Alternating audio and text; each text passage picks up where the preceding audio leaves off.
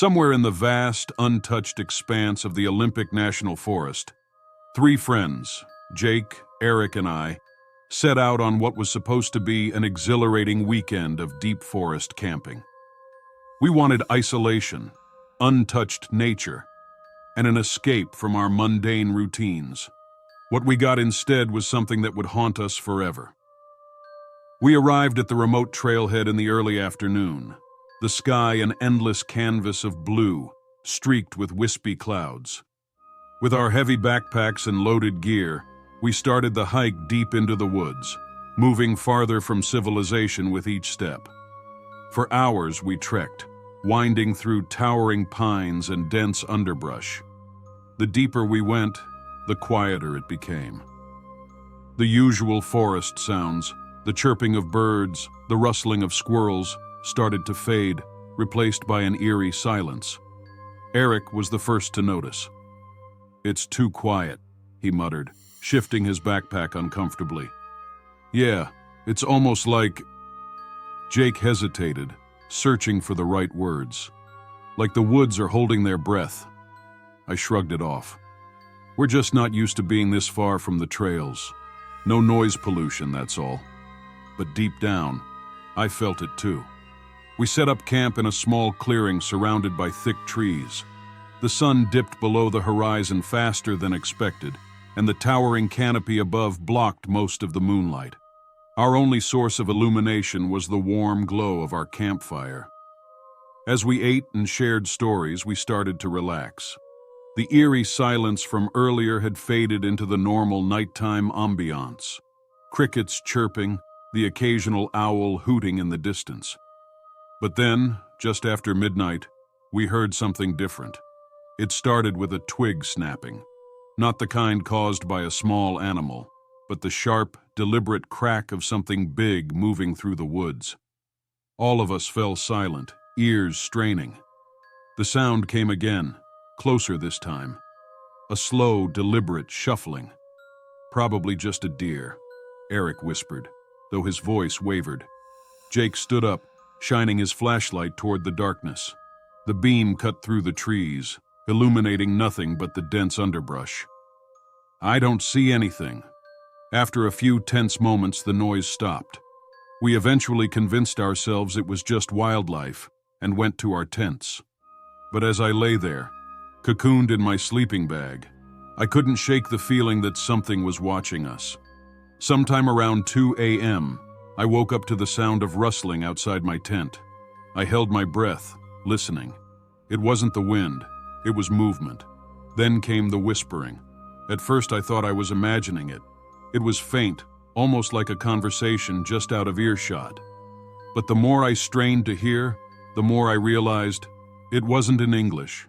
It wasn't in any language I recognized. My heart pounded as I slowly unzipped my tent and peeked outside. The fire had almost died down to embers, casting a dim, flickering glow over the campsite. And then I saw him, Jake, standing at the edge of the clearing, staring into the forest. "Jake?" I whispered. He didn't respond. He just stood there, motionless. I crawled out of my tent, my breath visible in the cold night air. "Dude, what are you doing?" He finally turned, his face pale, eyes wide and unfocused. "Did you hear them?" he whispered. A chill ran down my spine. "Hear who?" But Jake just shook his head and walked back to his tent, mumbling something under his breath. I didn't sleep after that. The next morning, Jake was different. He barely spoke, his face hollow and tired. When we asked if he was okay, he just nodded, avoiding eye contact. We decided to shake off the weirdness and explore the area. We found an old deer path leading deeper into the forest and followed it for a while. The trees grew denser, the air heavier. Then we found something strange. In the middle of a small clearing stood an ancient wooden structure, a totem-like pillar covered in strange carvings. The markings were faded, but something about them felt wrong. The symbols weren't Native American. They weren't anything we recognized. Eric took a step back. "We shouldn't be here." Jake, who had been silent all morning, suddenly smiled. A wide, unnatural grin that sent a shiver down my spine. "They're listening," he said softly. I grabbed his arm. "Who's listening?" He blinked, as if snapping out of a trance. "Never mind. Let's go back." We returned to camp, but the unease never left us. That night was the worst. I woke up again, this time to laughter, but it wasn't coming from Jake or Eric. It was coming from the woods. Low, guttural, mocking laughter, like something imitating human joy but getting it wrong. I sat up, my body rigid with fear. My flashlight flickered as I reached for it, my hands shaking. Then came the footsteps. Heavy, deliberate, getting closer. I tore open my tent flap and aimed the flashlight toward the trees, and that's when I saw it. A figure stood just beyond the tree line. It was tall, too tall, its limbs unnaturally long. The light barely touched it, but I could make out its face, or at least what should have been a face. It was grinning. Not a normal smile, but something stretched too wide, too forced, like it was trying to look human. My blood ran cold. The whispering started again, surrounding us. The voices came from all directions, growing louder, until they were inside my head, echoing in my skull. I wanted to scream, but I couldn't move. Then the figure took a step forward. My body finally reacted. I stumbled backward, my breath coming in ragged gasps as I turned toward the tents. "Eric! Jake! Wake up!" My voice cracked with raw terror. Eric's flashlight flicked on first, his groggy voice mumbling, "What?" "We have to go, now!" I grabbed Jake's tent flap and yanked it open. He was lying there, eyes open but blank, like he hadn't been sleeping, just waiting. "Jake, get up!" He moved slowly, his motions sluggish and unnatural. "They found us," he whispered. Eric swore as he scrambled out of his tent, grabbing his pack. "What are you talking about?" Before I could answer, the laughter started again, closer. Then came the footsteps, multiple sets, approaching from all around us. Without thinking, I grabbed my bag and bolted into the forest. Eric followed immediately, but Jake hesitated. "We can't just run," he muttered. "Like hell we can't," I snapped, grabbing his arm. "Move!" Finally, Jake stumbled forward, and we plunged into the darkness, the dim moonlight our only guide. We ran blindly, crashing through the underbrush, branches slicing at our skin. Behind us, the laughter grew distorted, shifting between deep guttural chuckles and high-pitched, unnatural giggles. "We have to find the trail," Eric panted beside me. But the deeper we ran, the more the forest changed. The trees seemed taller, their trunks twisted and gnarled. The underbrush became denser, clawing at our clothes.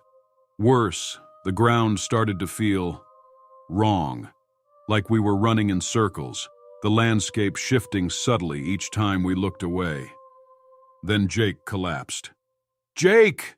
I skidded to a stop, Eric nearly colliding into me. Jake was on his knees, clutching his head. "They don't want us to leave," he groaned. Eric grabbed his arm, trying to haul him up. "Get up, man! We have to keep moving." "No, no, no," Jake mumbled, rocking slightly. "We should have listened. We should have left an offering." "An offering? What the hell are you talking about?" But Jake didn't answer. He just looked up, his eyes wide with terror. I followed his gaze and froze. The figure was there, barely visible through the trees. No, not just one.